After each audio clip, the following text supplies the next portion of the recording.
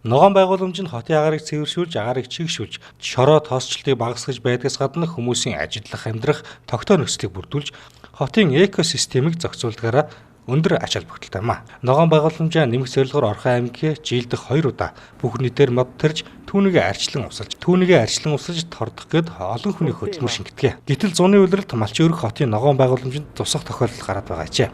Иймд Баян өндөр сумаас иргэдэд мэдээлэл хүргэж байна.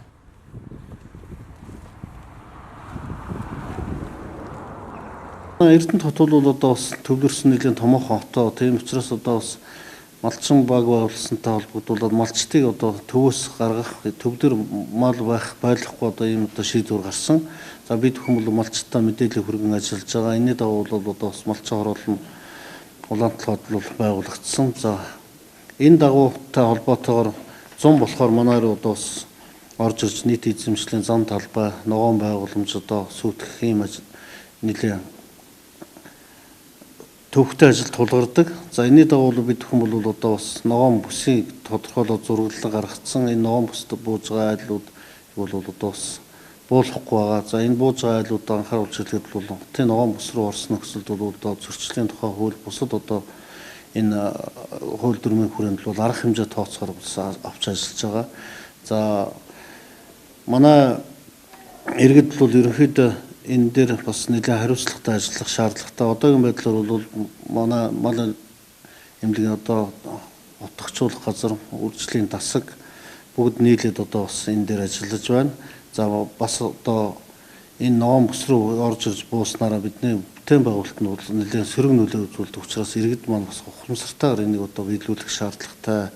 За бидний юмд бол одоо энэ телевиз юун дээр зураглал нь гарах бах. Энэ дээр бол Харамтын даваа гэдэг Баян цагааны буулаг, за Хиймэл нуурын ховоо, за гурван зам, уршагаан шар чулуут, за уршагаан хуучин тээврийн төвчөөний цаатлын одоо гүүр байдаг тэрнээс за бүрэн бүстэй овооноос цааш гээд газрууд за мор өрөөний наатлын одоо овоо тогтлоос цаашаага ингэж буухаар ийм одоо зургалтай байгаа. Энэ одоо заасан газарт бууж одоо бидний бас ажилд бас хүндрэл учруулахгүй байхыг анхааруулж байгаа. Бид нар ер нь торгох шийтгэхээс илүүтэй малчтаа тэнд байгаа иргэдэд ойлголцож хамтарч ажиллах ийм бол саналыг хөрвүүлж байгаа.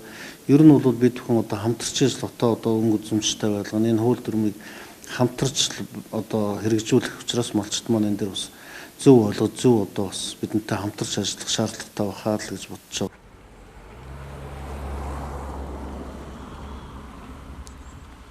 Одоогийн байдлаар энэ мэт хотын ногоон байгууламжинд цуссан зөрчил 10 илэрчид зөрчлийг арилгуулсан байна.